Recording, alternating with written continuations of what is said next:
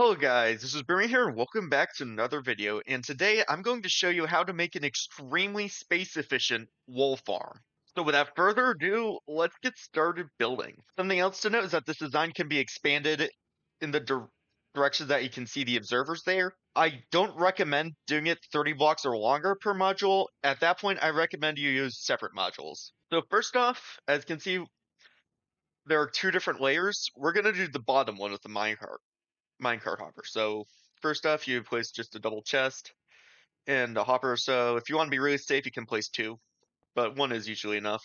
Depending on how long you want to expand it, you might need two, but one usually is suffice.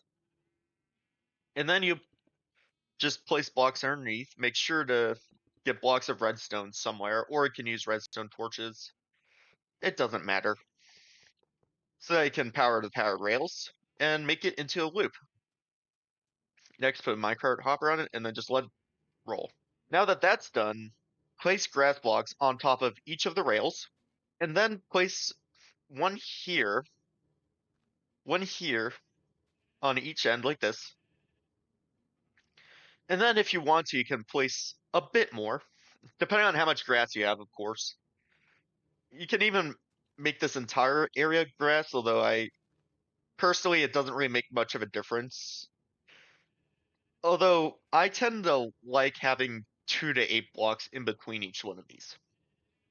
So, yeah, something like this. Now place glass on top of the grass blocks on the end, like that, and then stone bricks where there isn't grass blocks.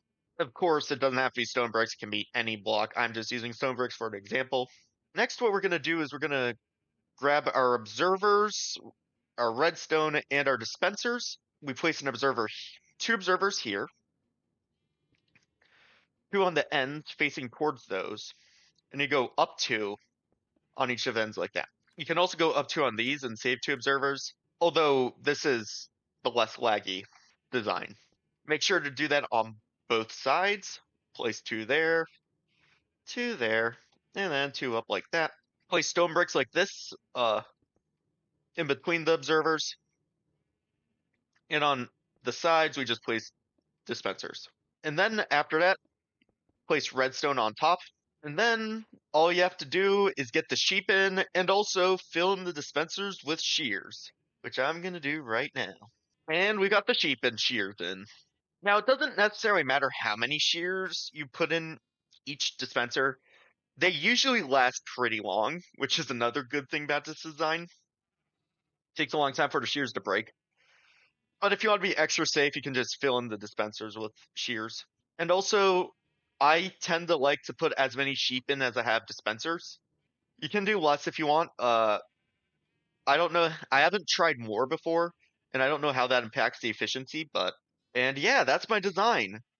A few downsides of it is that there are is that first off, only the end blocks have an observer on them, which does decrease efficiency a little bit, although it doesn't although I've found that it doesn't really matter that much. Usually it gets eaten pretty quickly. Something else you might notice is that how some sheep aren't getting sheared. Most are. Now I'm pretty sure this is due to the fact that the sheep are like in the middle or whatever. Or there could be a dispenser that shears that they're next to. Although as you can see, it's only a minority of them. And you still get the wool from the vast majority. And I think despite those slight inefficiencies, I still find that this design is way more efficient than the conventional ones, just because of how much more space efficient it is. So I hope you guys enjoyed this video. Make sure to leave a like, subscribe to my channel, dislike if you dislike, and I'll see you guys all in the next video. Peace out!